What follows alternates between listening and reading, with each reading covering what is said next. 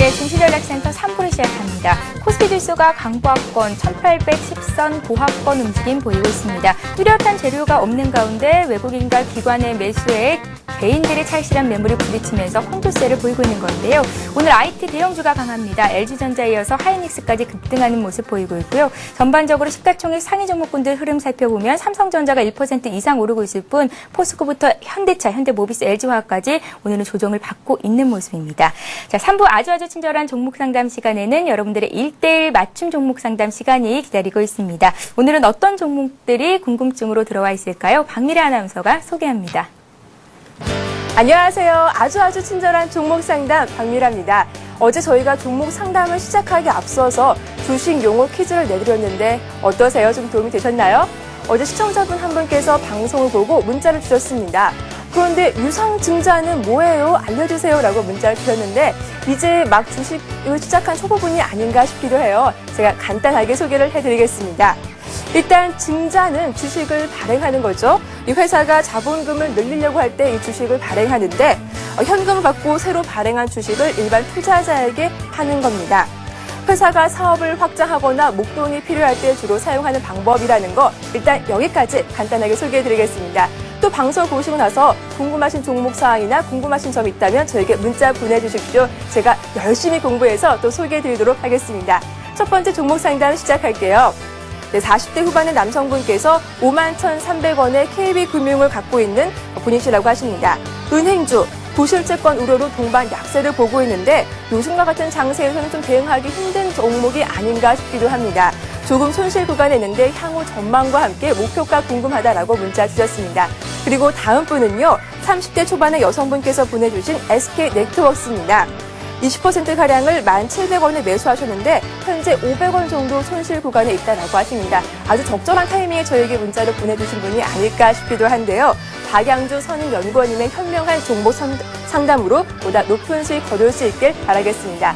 그리고 마지막 종목은 동양기전을 9,990원에 20% 갖고 있는 50대 주부님의 사연입니다. 이분은 중장기적인 투자 성향을 갖고 계신데 현재 HTS를 보고 직접 매수할 정도로 이 베테랑 초보 투자자, 베테랑 개미 투자자라고 하셨습니다. 대형주보다는 중소형주를 선호하신다라고 하셨는데요. 또 센스 있는 저 미라가 이 종목 상담뿐만 아니라 앞으로 중소형주에 대한 매수에 대한 의견까지 전문가님께 여쭤보도록 하겠습니다. 자, 그리고 이외에도 나직은 닉네임 애청자입니다. 이미 저희 패밀리죠. 규민 아버지님께서 보내주신 GS건설과 주식 블랙홀님의 삼정 P&A 그리고 센조아님의 현대제철까지 종목 상담을 기다리고 있습니다.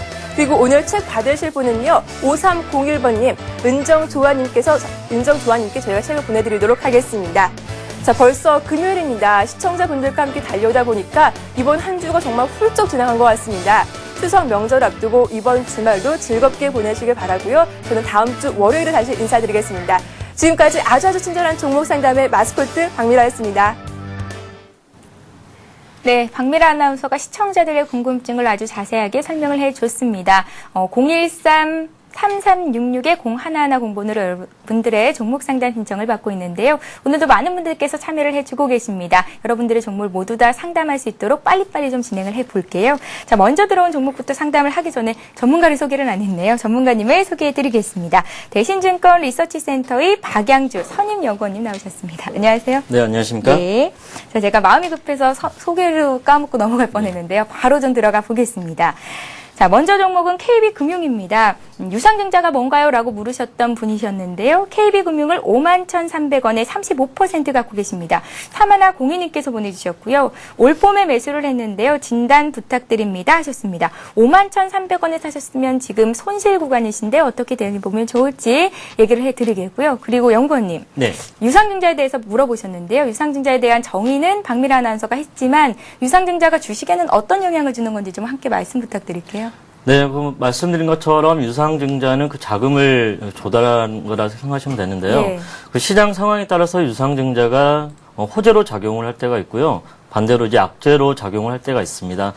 예를 들어서 업황이 상당히 좋은데 그렇게 되면 이제 생산 캐파를 많이 늘릴 필요가 있습니다. 그런데 회사의 자금 사정이 예의치 않을 때 증자를 하게 되면 아무래도 생산 설비를 늘리는 거기 때문에 시장에서는 상당히 호재로 작용을 하지만 반면에 그 유상증자의 목적이 운영자금 조달로 이렇게 돼버리면 그만큼 회사의 자금 사정이 안 좋다는 걸 반증을 나타내는 거기 때문에 예. 아마 시장에서는 좀 악재로 작용하는 주가의 부담으로 작용할 수도 있겠고요. 예, 그렇습니다. 예, 알겠습니다.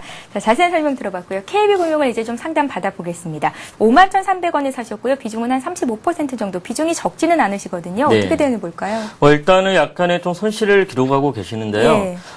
전반적으로 은행업종이 저희 시장이 지금 1,800선을 넘어섰음에도 불구하고 상당히 재미를 못 보는 업종 중에 하나입니다. 그러한 이유는 지난번에 한번 말씀을 드렸던 것 같은데요. 아무래도 이제 은행 업종 같은 경우는 그 부동산 그 PF에 대한 부담감이 있습니다. 그렇기 때문에 그 재무제표의 대손 충당금이라는 걸 이렇게 설정을 하게 됐는데요. 대부분의 그 은행 업종이 2분기에도 약 큰 폭의 그 부동산 PF 대손 충당금을 설정을 하였지만 이번 3분기에도 대손 충당금 설정이 예정이 돼 있어서 시장 기대치에 비해서 실적이 다소 하회할 것 같다는 게 시장의 컨센서스인 것 같고요. KB금융 같은 경우도 최근에 주가가 약간의 반등이 국면이 나오고는 있지만 대부분의 은행업종처럼 그 박스권의 흐름을 보이고 있다는 게 상당히 큰 특징입니다. 차트를 보시면요. 7월 중순에도 약 그 52,000원의 고점이 나왔다가 다시 재차 하락을 하는 모습이고요. 7월 말에도 마찬가지로 박스권을 움직이면서 약 52,000원대가 상당히 큰 매물대 부담으로 이렇게 작용을 하고 있는 모습입니다. 다만 다행스러운 것은 약간의 그 쌍바닥을 좀 확인을 한 것 같습니다. 6월 달과요, 7월 초에 약 47,000원대에 그 어느 정도 그 바닥권이 확인이 되면서 박스권으로 좀 움직이고 있기 때문에 최근에 방금 의뢰하신 분 같은 경우는 그 매수 단가가 51,300원으로 어떻게 보면 그 박스권 상단 부분에 좀 상당히 높은 가격이 아닐까 그런 생각이 듭니다. 그래서 일단은 과거 약 4개월 동안 박스권의 흐름을 보여왔던 것을 감안을 하시면 어느 정도 약 53,000원 정도를 일단은 목표가를 잡으시고요. 어느 정도 그 은행업종 쪽으로만 투자를 하신다면 약간 좀 기다리셨다가 재차 주가가 하락을 하게 되면 박스권 하단 부분이 약 48,000원 정도까지 주가가 하락을 하게 되면 재매수하시는 박스권 전략을 사용을 하시는 게 바람직할 것 같습니다. 예, 은행업종을 공략하길 원하시는 분들은 투자 시기를 좀 짧게 가져가는 게 맞겠다라는 말씀이신가요? 네, 그렇습니다. 예, 알겠습니다. KB금융 매수한 가격 대비해서는 조금 밀려 있지만 53,000원까지 반등할 수 있겠다라는 말씀 주셨습니다. 참고하시기 바랍니다. 자, 다음 종목 보죠. SK네트워크스입니다. 1,700원에 매수를 하셨고요. 비중은 20%, 하나둘둘 하나님께서 보내셨습니다. 꽤 오래 보유하고 있는데요. 잘 움직이지 않아서 소외감이 듭니다라는 말씀 주셨어요. 네, 최근에 SK네트워크스 같은 경우는 상당히 좋은 회사임에도 불구하고 주가가 상당히 약세 국면을 이어가고 있습니다. 그래서 SK네트워크스 같은 경우는 이제 최근에 뉴스 사항을 한번 보시면 한섬을 지금 인수를 하려고 준비 중에 있습니다. 그래서 시장에서는 한섬 M&A가 한섬 입장에서는 이제 경쟁력을 강화시키는 요인으로 호재로 작용을 하지만 SK네트워크스 측면에서 보면은 인수대금이 약 3천억 원 후반대로 이렇게 알려져 있기 때문에 어느 정도 인수 자금에 대한 어느 정도 부담감이 SK네트워크스의 주가의 발목을 잡는 그런 모습을 보이고는 있습니다. 하지만 SK네트워크스 같은 경우는 최근에 자원개발 사업에 집중을 좀 많이 하고 있는데요. 최근에 잘 아시겠지만은 구리 가격이 상당히 사상 최고치를 경신을 하고 있습니다. SK네트워크스 같은 경우는 중국의 그 구리광산 지분을 보유를 하고 있고요. 최근에 뉴스상을 보시면 브라질의 철광석 개발에도 상당히 사업을 집중을 하는 그런 모습을 보이고 있습니다. 그래서 일단 차트를 상으로 보시더라도 한섬에 관련된 인수 이야기가 나오면서 주가가 상당히 좀 약세 국면을 좀 보이고는 있는 모습을 보이고 있는데요. 어느 정도 최근에 주가 낙폭이 상당히 심하기 때문에 어느 정도 그 낙폭은 상당히 심해서 조만간 반등 국면에 충분히 접어들 수 있을 걸로 보고 있고요.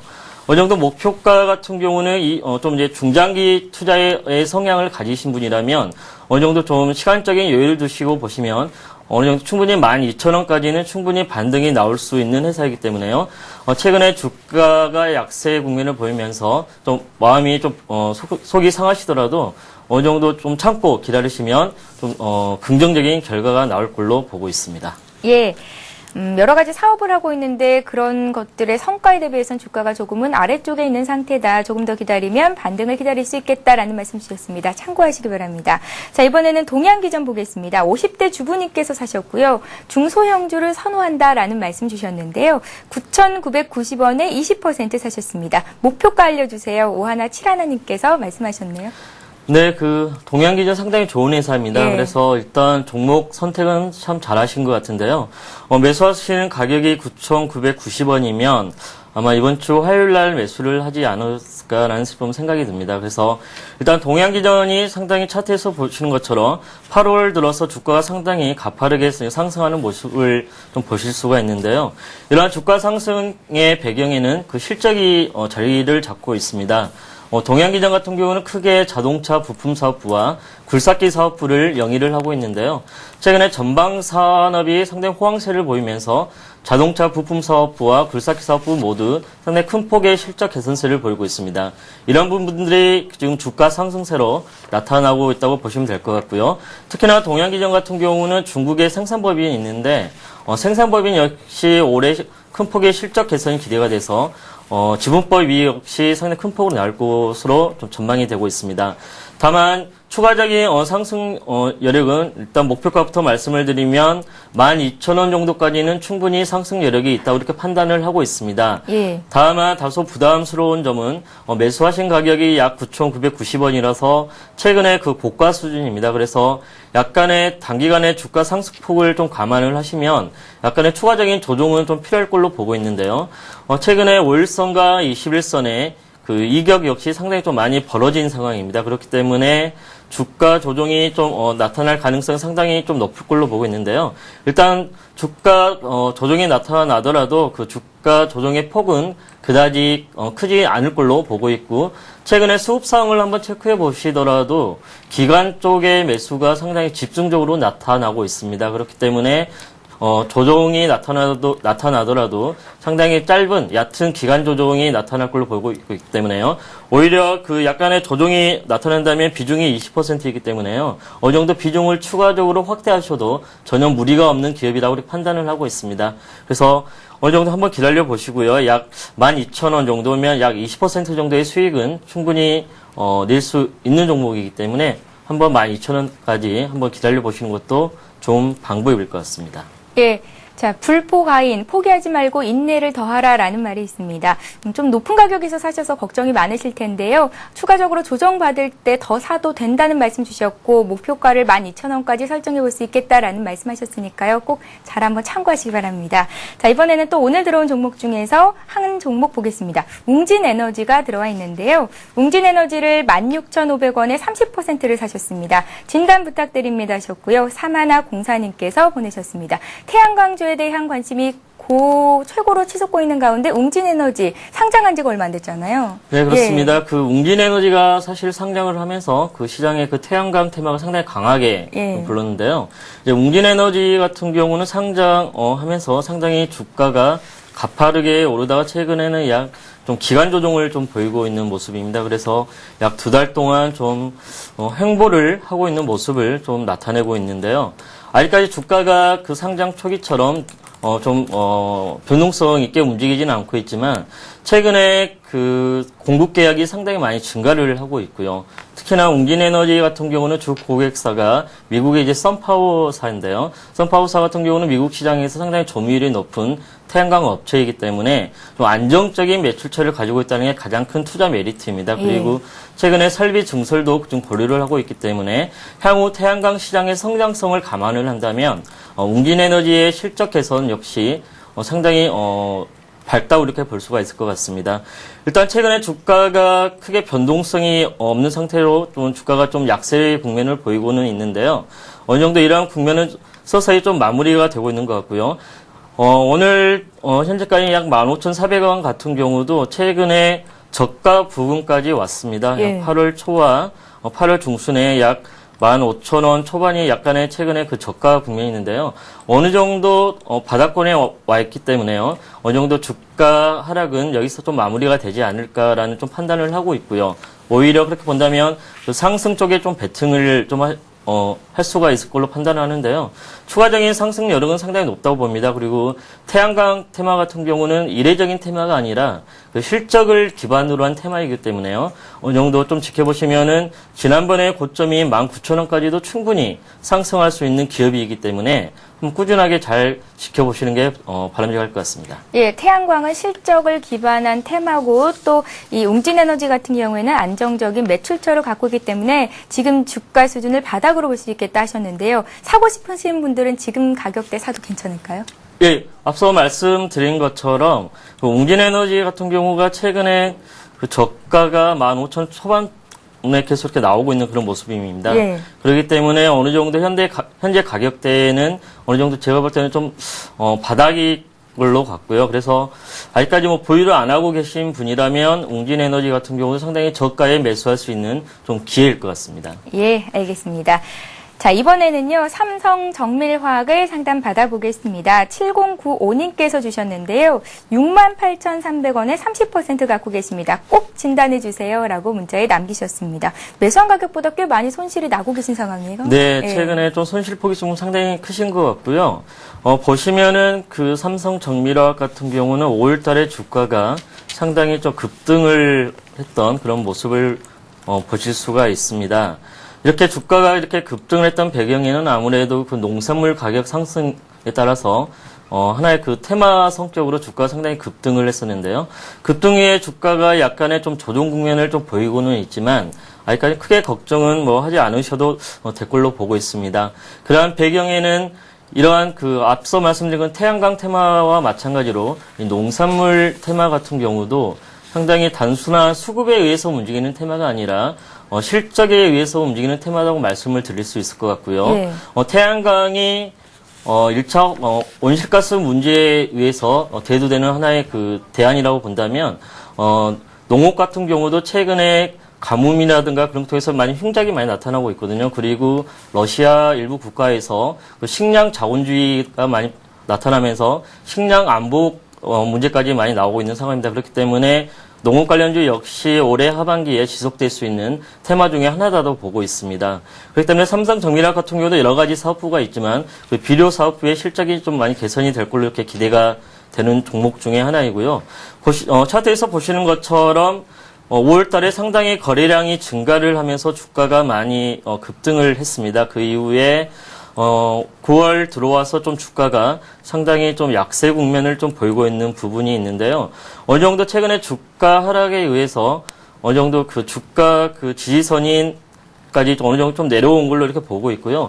여기서 좀 추가적으로 하락을 한다면, 제가 볼 때는 약 61,000원 정도까지도 추가적인 하락 여력은 있을 걸로 보입니다. 하지만, 지금 현재 가격이 63,200원인데요. 여기서 추가적인 하락폭은 그다지 크지 않다 그렇게 보고 있고요. 어느 정도 지지선이 좀 확인이 되는 모습을 확인하신다면 사실 좀 추가적인 매수를로 이렇게 생각을 하셔도 그다지 부담이 없는 종목인 것 같습니다. 그래서 일단은 매수하신 가격대가 그렇게 싼 가격대는 아니기 때문에 한번 매수를 하시고 지난번에 고점이었던 7만 원대에서는 한번 매도를 하시는 게 좀 맞지 않을까 그런 판단을 하고 있습니다. 예. 자, 1대1 맞춤 종목 상담 시간인 아주 친절한 종목 상담 시간은 여기서 마치겠는데요. 영업 모역이 또 상담 들어와 있습니다. 9517님께서 보내주셨는데요. 저희가 15일자로 종목 상담해 드렸던 종목입니다. VOD를 통해서 다시 보실 수가 있으시겠고요. 또 5171님께서 상담 감사하다고 행복한 시간 되십시오 하셨는데요. 오늘 들어온 종목도 저희가 다음 주 월요일에 상담해 드리겠습니다. 013-3366-0110번으로 여러분들의 문자 참여 활발히 해주시길 부탁드리겠습니다. 자, 아주 친절한 종목 상담 시간은 대신증권 리서치센터의 박양주 선임연구원님과 함께했습니다. 오늘 말씀 고맙습니다. 네, 감사합니다. 예, 이 시각 현재 코스피 코스닥은 어떤 움직임 보이고 있는지 보고 가겠습니다. 먼저 코스피 시장으로 가겠습니다. 코스피 지수가 어제보다 4포인트 정도 올라와 있습니다. 1816선인데요. 외국인들의 매수가 점차 늘어나고 있네요. 1000억 원 이상 사고 있고요. 기관도 오늘은 600억 원 이상 사고 있습니다. 사던 투신이 지금 현재는 팔고 있는데요. 오늘 기관 쪽에서 투신을 중심으로 전기 전자업종 2100억 원 이상 사고 있습니다. 코스닥 지수도 살펴보겠습니다. 코스닥 지수는 0.8포인트 상승 481선인데요. 개인들만이 160억 원 사자세를 보이고 있습니다. 네, 이어서 이 시각 주요 뉴스를 전해드립니다.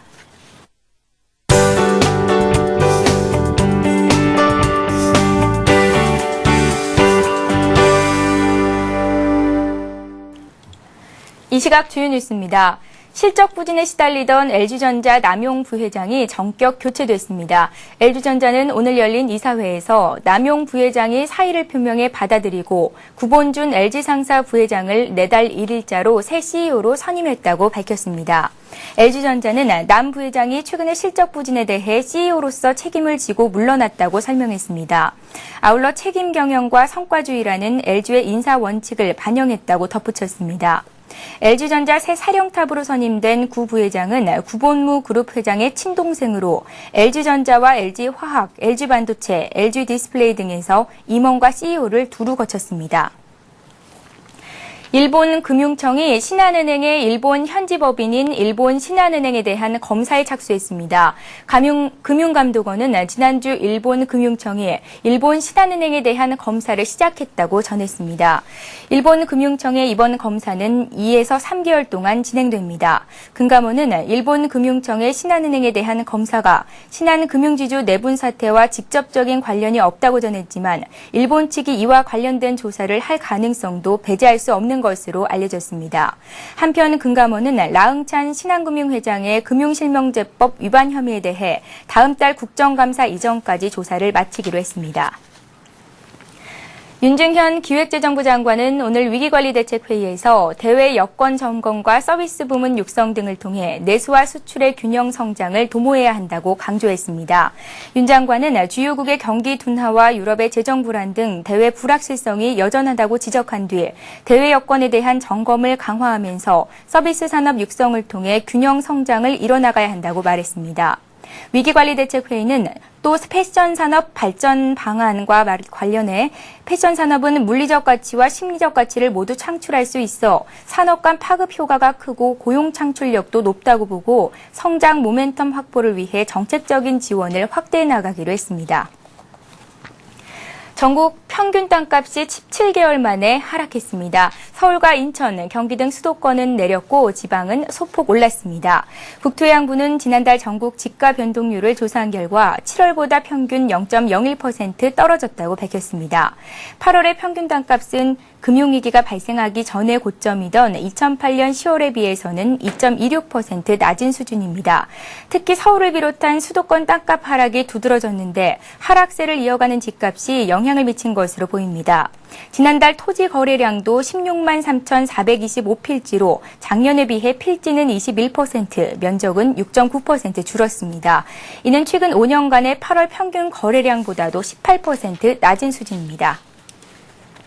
자, 이 시각 주요 뉴스를 전해드렸습니다. 자, 다음 주부터는 데일리 종목 배틀 대신해서 먼슬리 종목 배틀이 여러분들을 기다릴 예정인데요. 한 달 동안의 전문가의 수익을 겨루는 게임이 되겠고요. 여러분들이 참여할 수 있도록 만든 시간이니까요. 기대 많이 해주시기 바랍니다. 자, 오늘 저희가 준비한 소식은 여기까지고요. 저희는 다음 주 월요일에 다시 뵙겠습니다. 고맙습니다.